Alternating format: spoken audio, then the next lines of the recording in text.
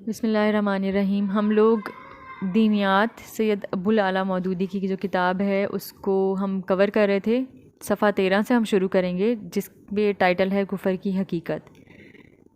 کفر کی حقیقت کیا ہے؟ اس کے مقابلے میں دوسرا انسان وہ ہے جو مسلم پیدا ہوا اور اپنی زندگی بھر بے جانے بوجھے مسلم ہی رہا، مگر اپنے علم اور عقل کی قوت سے کام لے کر اس نے خدا کو نہ پہچانا اور اپنے اختیار کی حد میں اس نے خدا کی اطاعت کرنے سے انکار کر دیا۔ یہ شخص کافر ہے۔ ہم نے پہلے ڈسکس کیا تھا کہ مسلمان ہونا، اور نو یور گریس کے سیشن 3 میں بھی اس کو ڈسکس کیا ہے، اور دینیات کے جو سیشن سے اس میں بھی اس کو ڈسکس کیا تھا کہ مسلمان ہونا دو طرح سے ہے۔ ایک تو ہے کہ غیر شعوری طور پر ہماری جو بے اختیاری لائف ہے اس میں ہماری پوری باڈی، ہمارے تمام اجزاء، ہمارے تمام جو باڈی پارٹس ہیں وہ آٹومیٹکلی اللہ تعالیٰ کے پابند ہیں، اللہ تعالیٰ کے اختیار کے پابند ہیں۔ ہم ان کے اللہ تعالیٰ کے حکم کو ماننے کے باؤنڈ ہیں۔ میرا کوئی بھی باڈی پارٹ، میری کوئی بھی سانس نہیں چلتی اللہ تعالیٰ کی مرضی کے بغیر، میرا دل نہیں دھڑکتا اللہ تعالیٰ کی مرضی کے بغیر، میں اپنے کسی بال کو نہیں روک سکتی کہ تم نے نہیں بڑھنا۔ یہ میرے اختیار میں کچھ بھی نہیں ہے۔ میرے اختیار میں چھوٹے موٹے کام ہیں، ظاہری کام ہے، لیکن جتنا بھی سارا پروسیس چل رہا ہے اس پوری کائنات کا یا میرے اپنے اندر، وہ سارا اللہ تعالیٰ کے حکم کے تابع ہے۔ تو جہاں تک میری ساری باڈی کا تعلق ہے، جہاں تک میرے بے اختیار عوامل کا تعلق ہے، وہ سارے اللہ تعالیٰ کے فرما بردار ہیں۔ لیکن جہاں کانشیسلی اپنے معاملات میں میں نے اللہ تعالیٰ کو اپنی مرضی کے معاملات میں جہاں اللہ تعالیٰ نے مجھے ڈھیل دی ہے، چھوٹ دی ہے، ویسے تو سارے معاملات اللہ تعالیٰ کے اختیار میں ہیں، لیکن کچھ معاملات میں اللہ تعالیٰ نے ڈھیل دی ہے، چیک کرنے کے لیے ڈھیل دی ہے، امتحان لینے کے لیے ڈھیل دی ہے۔ وہاں پہ جہاں چیک کرنا ہے، امتحان لینا ہے، وہاں پہ بھی اگر ہم اللہ تعالیٰ کی مرضی کو امپلیمنٹ کر لیں تو ہم مسلمان ہیں، لیکن اگر ہم وہاں پہ امپلیمنٹ نہیں کرتے تو پھر ہم کافر کنسیڈر ہوں گے۔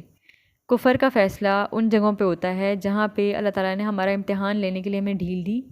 وہاں پہ اگر ہم نے اللہ تعالیٰ کے فیصلوں پہ اطاعت کی تو ہم مسلمان ہیں، وہاں پہ ہم نے اللہ تعالیٰ کے فیصلوں کو نہ مانا تو ہم کافر ہیں۔ کفر کے اصلی معنی ہے چھپانے کے اور پردہ ڈالنے کے۔ ایسے شخص کو کافر اس لیے کہا جاتا ہے کہ اس نے اپنی فطرت پر نادانی کا پردہ ڈال رکھا ہے۔ یعنی اگر ہم غور کریں تو ہمیں بہت سارے معاملات ایسے نظر آتے ہیں جن میں اللہ تعالیٰ کی حکمت، اللہ تعالیٰ کا ہم سے پیار، اللہ تعالیٰ کی بڑائی، اللہ تعالیٰ کی رحمت ہمیں نظر آ رہی ہوتی ہے۔ اللہ تعالیٰ ہر چیز پہ اختیار رکھتے ہیں، قادر مطلق ہیں، یہ سب نظر آ رہا ہوتا ہے۔ لیکن جب ہم غور ہی نہیں کرنا چاہتے، جب ہم دیکھنا ہی نہیں چاہتے، جب ہم سوچنا ہی نہیں چاہتے، تو اس کا مطلب ہے ہم نے شعوری طور پہ پردہ ڈال رکھا ہے۔ سب کے پاس سوچنے کے مواقع ہوتے ہیں، سب کے پاس ہدایت کے روز ہزاروں مواقع آتے ہیں، بہت سارے ایکسپیرینسز ہمارے ایسے ہوتے ہیں جو ہمیں ہدایت پہ لانے کا سبب بن سکتے ہیں، لیکن ہم اگنور کر دیتے ہیں ان پہ غور نہیں کرتے۔ اللہ تعالیٰ نے غور و فکر کرنے کا حکم دیا، ہم نہیں کرتے غور و فکر، وقت گزارتے ہیں، صبح اٹھتے ہیں، کھایا پیا، کام پہ چلے گئے، کام پہ نہیں گئے تو کوئی بات نہیں، ٹی وی لگا لیا، موبائل لگا لیا، صفائی کا تھوڑا سا کام دیکھ لیا، کھانا وغیرہ بنا لیا، گھر میں بیٹھے ہوئے ہیں، ٹائم پاس کیا، ڈرامہ دیکھ لیا، میچ دیکھ لیا، دفتر سے واپس آ گئے، کھانا کھا گئے، تھکے ہوئے تھے، سو گئے۔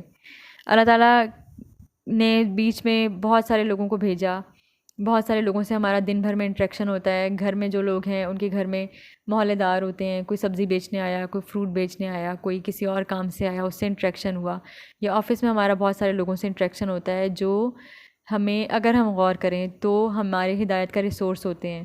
چینل چینج کر رہے تھے، کہیں قرآن مجید کی تلاوت ہو رہی تھی، اس چینل کو جلدی سے آگے فارورڈ کر دیا اور جا کے ٹی وی ڈرامے والا کوئی چینل لگا لیا، کوئی ہنسی مذاق والا انٹرٹینمنٹ کا پروگرام لگا لیا۔ ہم نے ہدایت والے چینل کو خود ہی آگے کر دیا، بائی پاس کر دیا اس کو۔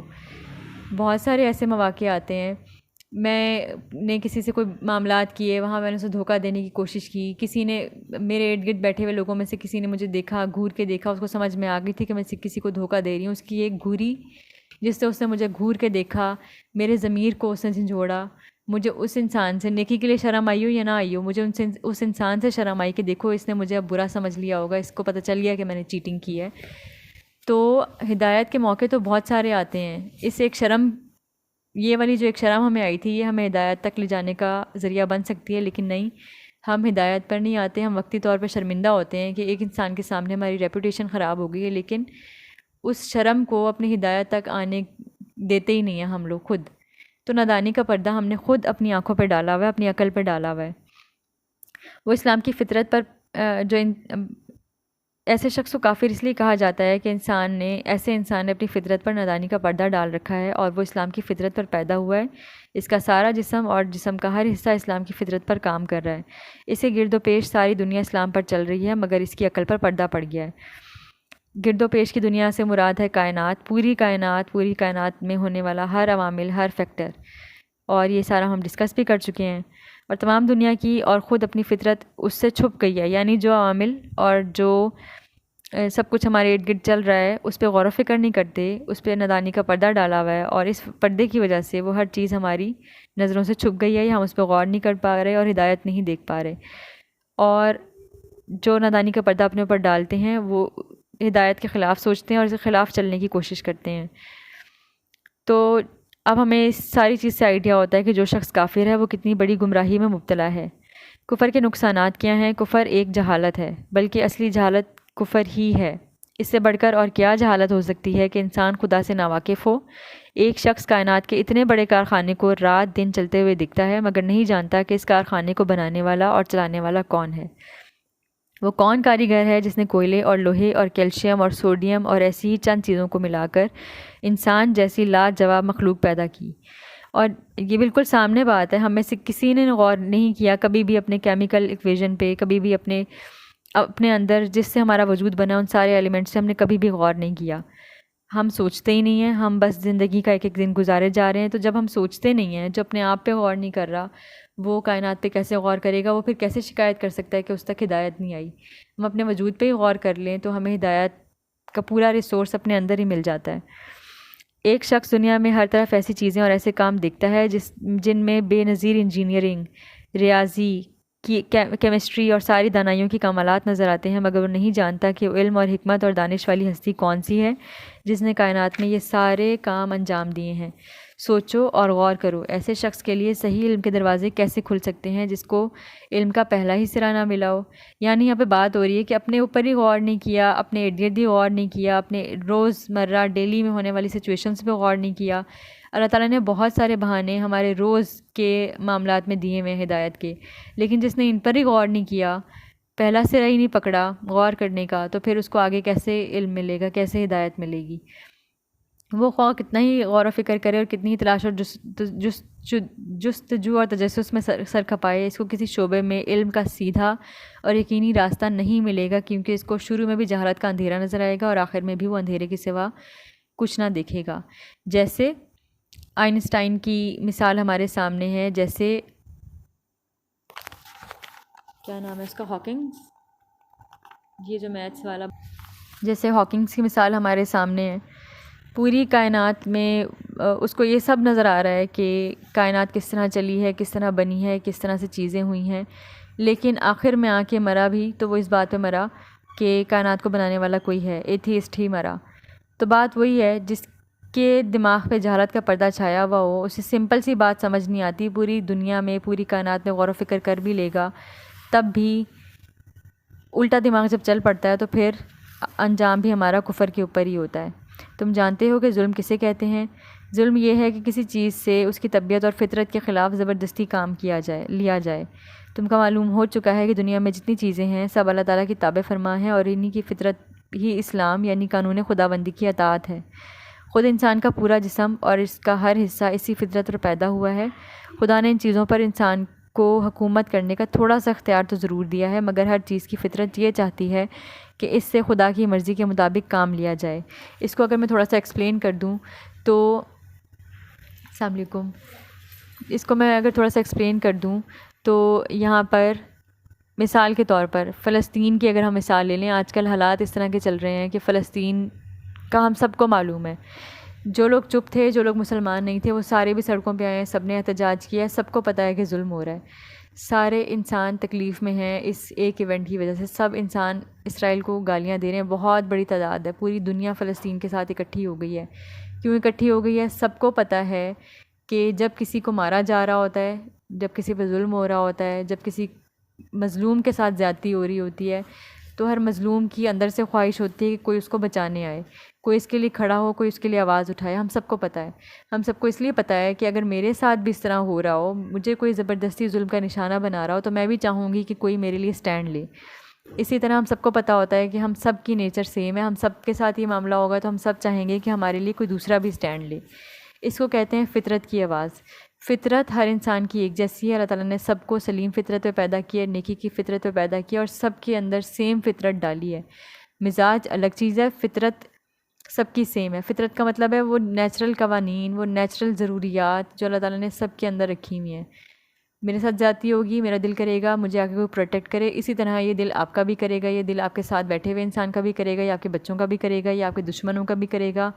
دنیا کے ہر انسان کی فطرت ایک جیسی ہے، مزاج، معاملات، ایکسپیرینسز سب ڈفرینٹ ہیں، لیکن فطرت ایک جیسی ہے. تو یہاں پہ یہی بات انہوں نے ایکسپلین کرنے کی کوشش کی ہے کہ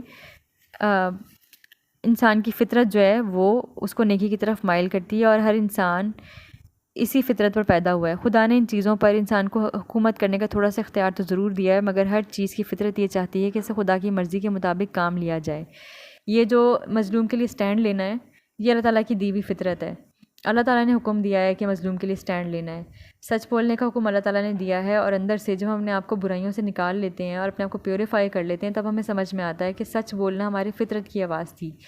جو لوگ سچ نہیں بول رہے ہوتے ان پہ جھوٹ بول بول کے اتنا سارا بوجھ اکٹھا ہو گیا ہوتا ہے، ضمیر کا بوجھ ہوتا ہے، گناہوں کا بوجھ ہوتا ہے، دل کالا ہو رہا ہوتا ہے. تو یہ سارے بوجھ جو ہیں بہت ہیوی کر دیتے ہیں، ہمارے لیے چیزوں کو مشکل بنا دیتے ہیں. اس وقت نہیں نظر آتا، لیکن جب ہم اپنے آپ کو پیوریفائی کر لیتے ہیں، سچ بولنے کی طرف آ جاتے ہیں کانشیسلی، اور فیصلہ کر لیتے ہیں کہ کسی پہ ظلم نہیں کرنا، زیادتی نہیں کرنا، تو ہمیں نظر آتا ہے کہ سچ بولنا تو ہماری فطرت کی آواز تھی. سچ بولنا ہر انسان کا بنیادی حق ہے. سچ بولنا آپ بھی چاہیں گے. جب آپ پہ کوئی جھوٹا الزام لگائے گا، آپ کو جیل میں ڈال رہا ہوگا، آپ کو تکلیف پہنچا رہا ہوگا، کوئی جھوٹا الزام لگا کے آپ کو تنگ کر رہا ہوگا، تو آپ بھی چاہیں گے کہ کاش کوئی آپ کے لیے سچی گواہی دے دیتا. آپ دیکھیں گے اس وقت آپ نے کوئی زیادتی نہیں کی تھی، آپ نے کوئی جرم نہیں کیا تھا، ارد گرد آپ کے بہت سارے گواہیں، لیکن وہ سچ نہیں بول رہے، تو آپ کی اندر سے تڑپ پیدا ہوگی کہ کاش یہ میرے لیے سچی گواہی دے دیں. تو جب آپ دوسروں سے سچ بولنا ایکسپیکٹ کرتے ہیں تو دوسرے بھی آپ سے سچ بولنا ایکسپیکٹ کرتے ہیں. اور سچ بولنا ہر انسان کی اندرونی خواہش ہے، ہر انسان چاہتا ہے کہ سچ بولا جائے. اگر آپ نہیں چاہتے کہ آپ پہ جھوٹا الزام لگا کے آپ کو تکلیف پہنچائی جائے، اس کا بدلہ آپ سے لیا جائے، جھوٹا الزام لگا کے آپ پہ تہمت لگا کے اس کی سزا آپ کو دی جائے، تو اسی طرح دوسرا انسان بھی چاہتا ہے کہ آپ بھی سچ بولیں تاکہ آپ کے جھوٹ کی وجہ سے اس کو بھی نقصان نہ اٹھانا پڑے. تو سچ بولنا ہر انسان کی فطری ضرورت ہے. اللہ تعالیٰ نے جس جس چیز کا حکم دیا ہے وہ ساری ہماری فطری ضروریات ہیں، ساری ہماری فطرت کو ریفلیکٹ کر رہی ہوتی ہیں، ہماری فطرت کو بیان کر رہی ہوتی ہیں. اللہ تعالیٰ کا ہر حکم ہماری فطرت کو ظاہر کرتا ہے. تو جب ہم اپنی فطرت کی بات کو نہیں سن رہے ہوتے تو اپنے اوپر خود ظلم کرتے ہیں اور اللہ تعالیٰ کی مرضی کے خلاف جا رہے ہوتے ہیں.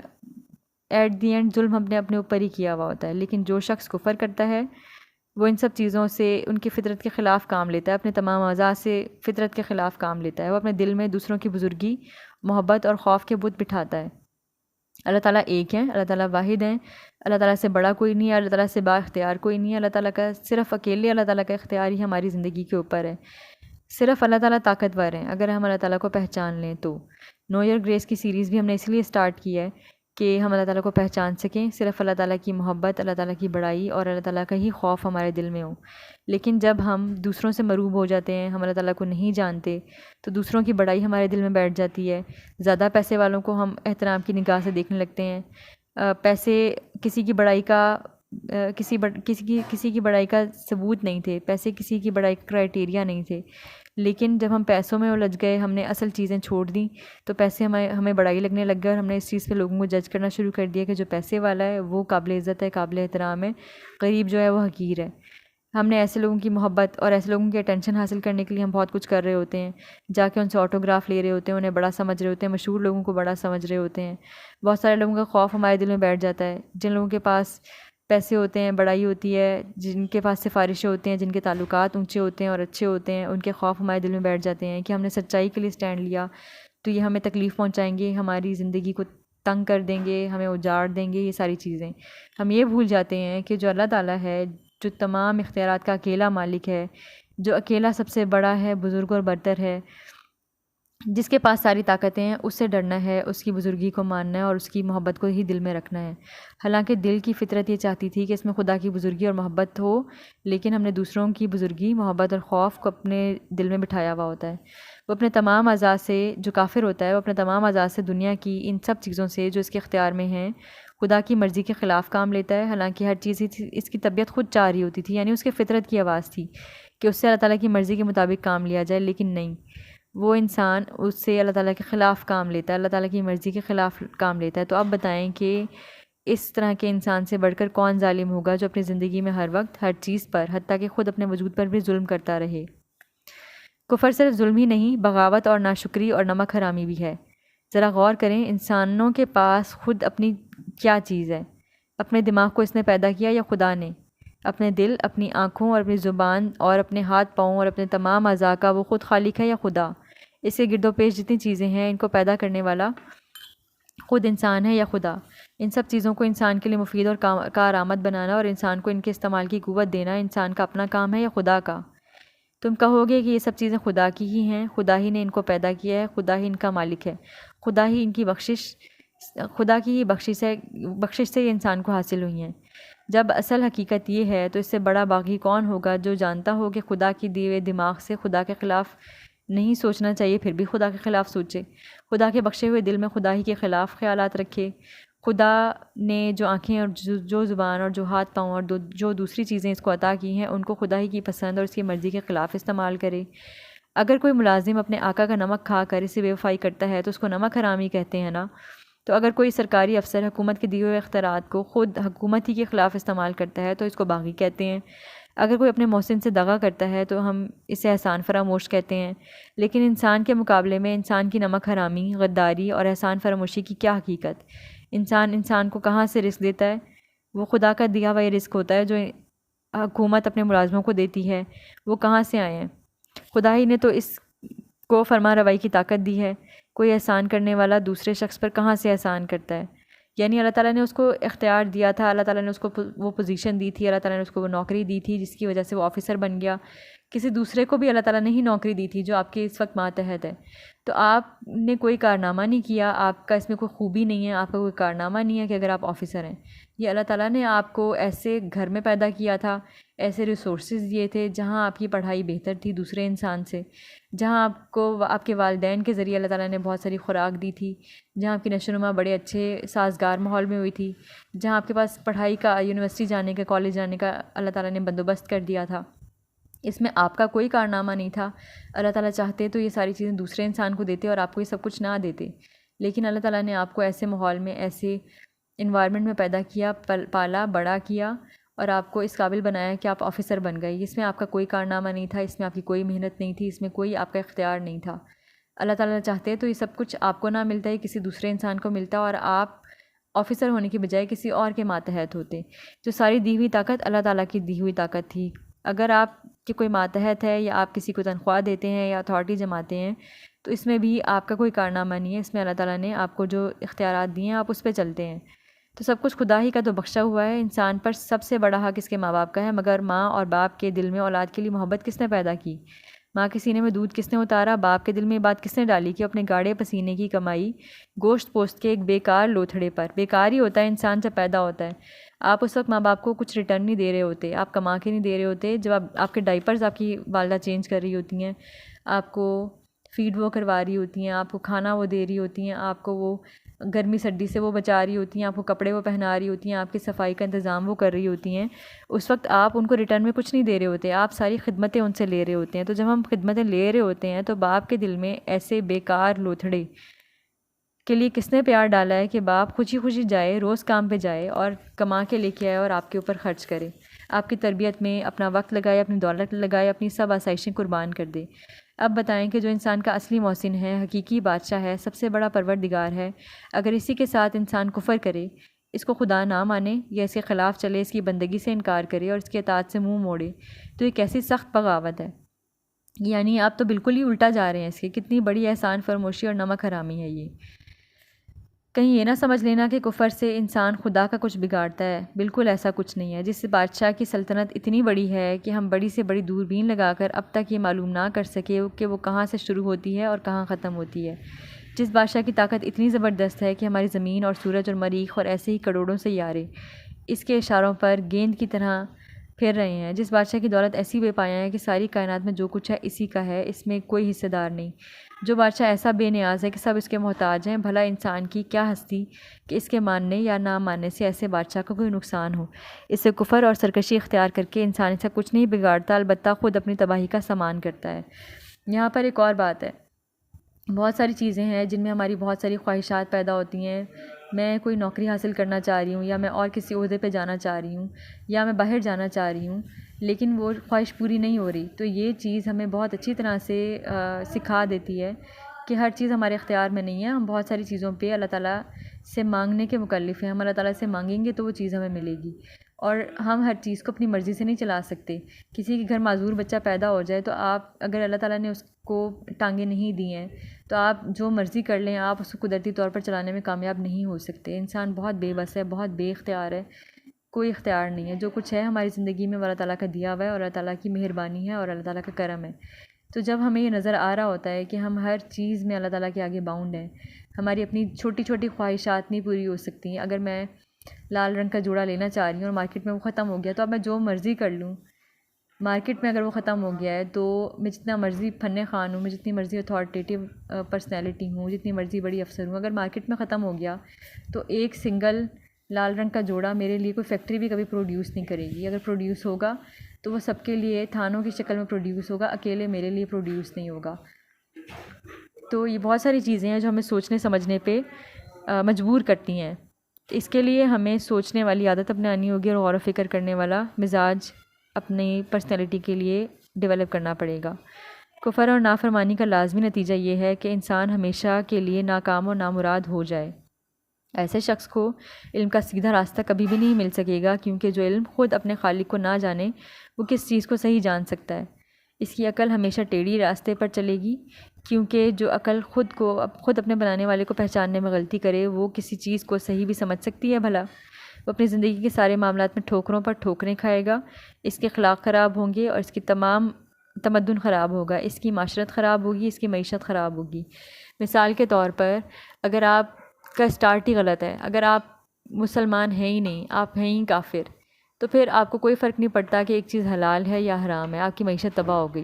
کوئی فرق نہیں پڑتا کہ آپ دوسروں سے کس طرح کے معاملات کر رہے ہیں، اچھے طریقے سے تمیز سے چل رہے ہیں یا برے طریقے سے چل رہے ہیں، آپ کے معاملات خراب ہو گئے، یعنی کہ آپ کی معاشرت خراب ہو گئی، آپ کی پوری زندگی تباہ و برباد ہو جاتی، نہ معاشرت سیدھی رہتی ہے، نہ معیشت سیدھی رہتی ہے، نہ علم سیدھا رہتا ہے۔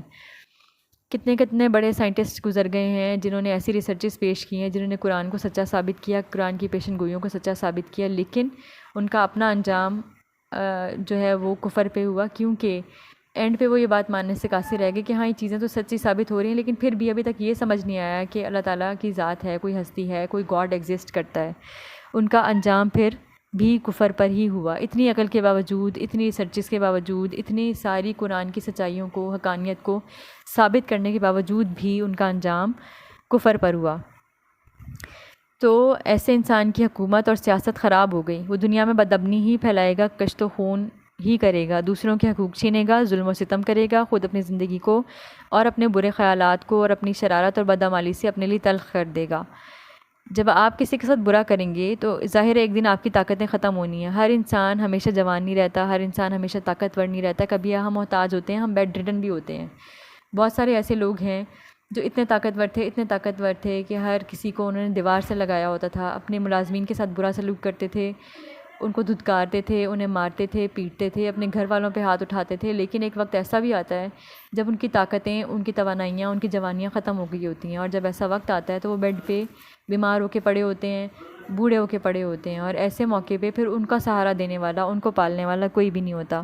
تو جب یہ چیزیں ہمیں سمجھ میں آتی ہیں تو بہت دیر ہو چکی ہوتی ہے، اور ہم اتنے سارے لوگوں کو جنہوں نے ہمارا بڑھاپے کا سہارا بننا تھا، ان کو ہم نے جوانی میں اتنی تکلیفیں دی ہوتی ہیں کہ وہ بڑھاپے میں ہمارے قریب آنا پسند نہیں کر رہے ہوتے۔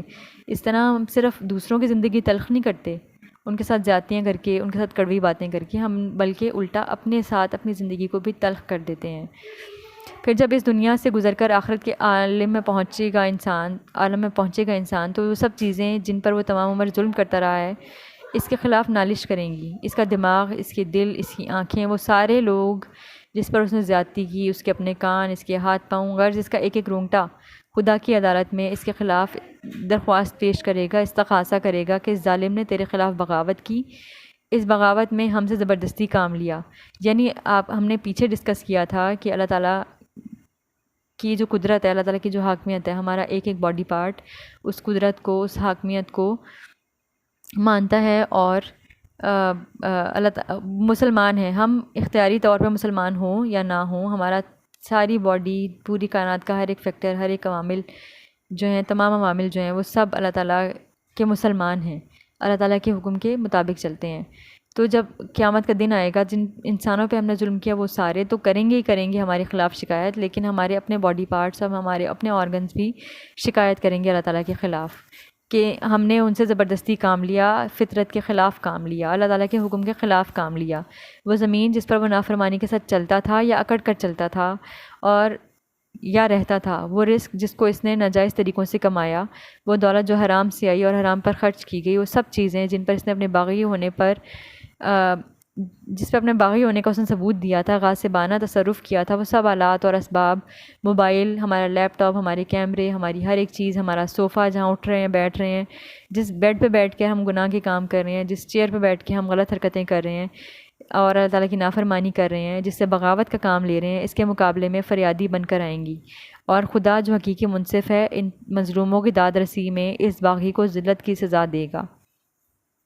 اسلام کے فائدے کیا ہیں؟ یہ تو ہو گئے تھے کفر کے نقصان، اب ہم دیکھتے ہیں کہ اسلام کے فائدے کیا ہیں، تاکہ ہمیں آئیڈیا ہو کہ اسلام کے طریقے جب ہم اختیار کرتے ہیں تو اس سے ہمیں کیا فائدہ ملتا ہے۔ جیسا کہ ہم نے پیچھے دیکھا ہے پچھلے صفحات پر کہ اس جہاں میں ہر طرف خدا کے خدائی کے نشانات پھیلے ہوئے ہیں، کائنات کا یہ عظیم الشان کارخانہ جو ایک مکمل نظام اور ایک اٹل قانون کے تحت چل رہا ہے، خود اس بات پر گواہ ہے کہ اس کے بنانے والا اور چلانے والا ایک زبردست فرما روا ہے جس کی حکومت سے کوئی چیز سرتابی نہیں کر سکتی۔ تمام کائنات کی طرح خود انسان کی فطرت بھی یہی ہے کہ اس کی اطاعت کرے، چنانچہ بے سمجھے وہ دن رات اس کی اطاعت کر ہی رہا ہے۔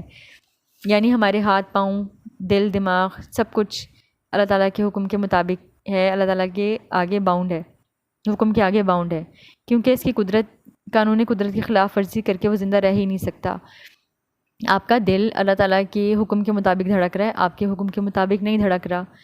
جس دن اگر اللہ تعالیٰ نے آپ کو اس پہ اختیار دے دیا اور آپ نے اس کو ایک دن بھی روکا کہ تم نے آج نہیں دھڑکنا یا تم نے 5 منٹ کے لیے نہیں دھڑکنا، اس دن آپ زندہ نہیں رہ سکتے۔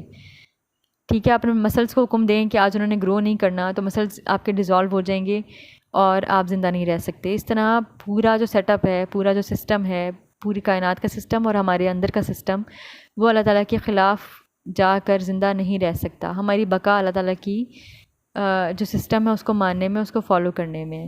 تو کیا یہ بہتر نہیں ہے کہ جو چیزیں لاشعوری طور پر ہم اللہ تعالیٰ، ہمارے آرگنز، ہماری پوری کائنات اللہ تعالیٰ کو مان رہی ہے، تو ہم شعوری طور پہ بھی اللہ تعالیٰ کو مان لیں؟ اگر اتنا فائدہ لاشعوری طور پہ ماننے کا ہے تو شعوری طور پہ ماننے کا کتنا فائدہ ہوگا۔ لیکن خدا نے انسان کو علم کی قابلیت، سوچنے اور سمجھنے کی قوت اور نیک اور بد کی تمیز دے کر ارادے اور اختیار میں تھوڑی سی آزادی بخش دی ہے، اور اس آزادی میں دراصل انسان کا امتحان مقصود ہے، اور اس کی عقل کا امتحان مقصود ہے، اور اس کی تمیز کا امتحان مقصود ہے، اور اس بات کا امتحان ہے کہ اسے جو آزادی عطا کی گئی ہے اس کو وہ کس طرح استعمال کرتا ہے۔ یہاں پہ ایک اور پوائنٹ ایڈ کرنا چاہوں گی کہ اللہ تعالیٰ کی بڑائی، قدرت اور غیرت کا تقاضا بھی یہی ہے کہ اللہ تعالیٰ کسی سے جبراً اپنی مرضی کی کوئی کام نہ لیں۔ اللہ تعالیٰ سب کو ڈھیل دیں، سب کو سوچنے سمجھنے کی صلاحیت دیں، سب کو چوز کرنے کی صلاحیت دیں، اور پھر انسان اپنی مرضی سے اللہ تعالیٰ کی طرف آئے۔ یہ اللہ تعالیٰ کی غیرت کا تقاضا ہے۔ کسی پہ جبراً کسی کو اپنا تابع کرنا، یہ اللہ تعالیٰ کی شان کو نہیں جچتا۔ اس لیے بھی اللہ تعالیٰ نے آپ کو یہ سوچنے سمجھنے کی صلاحیت اور غور و فکر کرنے کی صلاحیت اور ایسے ہدایت کے تمام ریسورسز آپ کو مہیا کیے ہیں۔ اس امتحان میں کوئی ایک طریقہ اختیار کرنے پر انسان کو مجبور نہیں کیا گیا، کیونکہ مجبور کرنے سے امتحان کا مقصد ہی فوت ہو جاتا ہے۔ تم سمجھ سکتے ہو کہ امتحان میں سوالات کا پرچہ دینے کے بعد اگر تم کو ایک خاص جواب دینے پر مجبور کر دیا جائے تو ایسے امتحان سے کوئی فائدہ نہیں ہوگا۔ تمہاری اصل قابلیت تو اسی وقت کھلے گی جب تم کو ہر قسم کا جواب دینے کا اختیار ہو۔ اگر تم نے صحیح جواب دیا تو کامیاب ہوگے اور آئندہ ترقیوں کا دروازہ تمہارے لیے کھل جائے گا، اور اگر غلط جواب دیا تو ناکام ہوگے اور اپنی ناقابلیت سے خود ہی اپنی ترقی کا راستہ روک لوگے۔ بالکل اسی طرح اللہ تعالیٰ نے بھی اپنے امتحان میں انسان کو آزاد رکھا ہے کہ جو طریقہ چاہے وہ اختیار کرے۔ جس طرح کا جواب آپ چاہیں، آپ نے خود سے چوز کر کے، فیصلہ کر کے وہ راستہ اختیار کرنا ہے، یہ آپ کو پورا اختیار ہے۔ اب ایک شخص تو وہ ہے جو خود اپنی کائنات کی فطرت کو نہیں سمجھتا، اپنے خالق کی ذات اور صفات کو پہچاننے میں غلطی کرتا ہے، اور اختیار کی جو آزادی اسے دی گئی ہے اس سے فائدہ اٹھا کر نافرمانی اور سرکشی کا راستہ اختیار کرتا ہے۔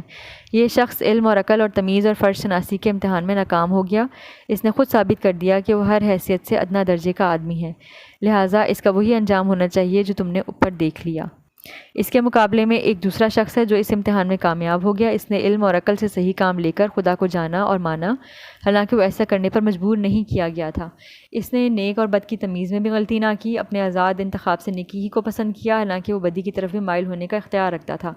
اس نے اپنی فطرت کو سمجھا، اپنے خدا کو پہچانا اور نافرمانی کا اختیار رکھنے کے باوجود خدا کی فرما برداری ہی اختیار کی۔ اس شخص کو امتحان میں اسی وجہ سے تو کامیابی نصیب ہوئی ہے کہ اس نے اپنی عقل سے ٹھیک کام لیا، آنکھوں سے ٹھیک دیکھا، کانوں سے ٹھیک سنا، دماغ سے ٹھیک رائے قائم کی، اور دل سے اس بات کی پیروی کرنے کا فیصلہ جو ٹھیک تھا۔ اس نے حق کو پہچان کر یہ بھی ثابت کر دیا کہ وہ حق شناس ہے، اور حق کے آگے سر جھکا کر یہ بھی دکھا دیا کہ وہ حق پرست ہے۔ ظاہر ہے اس شخص میں یہ صفات موجود ہوں، اس کو دنیا اور آخرت دونوں میں ہی کامیاب ہونا ہی چاہیے۔ اب آپ یہ دیکھیں کہ ہماری روزمرہ کی زندگی میں ہمارے تمام معاملات میں جب بھی ایسی کوئی سچویشن کریٹ ہوتی ہے، وہاں پہ ہم بھی اسی کو پریفر کریں گے۔ انسان کی غیرت میں بھی اللہ تعالیٰ نے اپنی والی صفات ڈالی ہوئی ہیں۔ ہر انسان اس انسان کو پریفرنس دے گا جو انسان خود اپنی فری مرضی سے آپ سے دوستی کرنا چاہے گا، آپ کے پاس آنا چاہے گا۔ اگر کسی انسان کو زبردستی آپ کے ساتھ لا کے بٹھا دیا جائے اور اسے مجبور کیا جائے کہ وہ آپ سے دوستی کرے، تو ایسے انسان کی دوستی آپ کو بھی پسند نہیں آئے گی، کیونکہ وہ دل سے آپ کے ساتھ نہیں ہونا چاہے گا۔ تو یہ جو چیز انسان کی قدرت میں ڈالی ہے، اللہ تعالیٰ نے انسان کی نیچر میں ڈالی ہے، یہ چیز اللہ تعالیٰ کی غیرت کو بھی گوارا نہیں ہے کہ اللہ تعالیٰ کے لیے بھی وہ انسان زیادہ قابل احترام ہے، زیادہ محبت رکھتا ہے اللہ تعالیٰ اس کے لیے، جو انسان خود چل کے اللہ تعالیٰ کو ڈھونڈ کے اللہ تعالیٰ کے پاس آتا ہے۔ اللہ تعالیٰ نے ریسورسز سب کو مہیا کیے ہیں، لیکن ان ریسورسز کے باوجود کوئی ہدایت پہ نہیں آتا، اللہ تعالیٰ کے ساتھ اللہ تعالیٰ کو نہیں مانتا، نہیں پہچانتا، نہیں چلنے کی کوشش کرتا، تو ایسے انسان کو زبردستی بھی اللہ تعالیٰ کی شان کے خلاف ہے کہ اللہ تعالیٰ زبردستی اس کو اپنے ساتھ رکھے۔ تو آج ہم نے صفحہ 19 تک پڑھا ہے، انشاءاللہ ہم صفحہ 19 سے آگے کنٹینیو کریں گے۔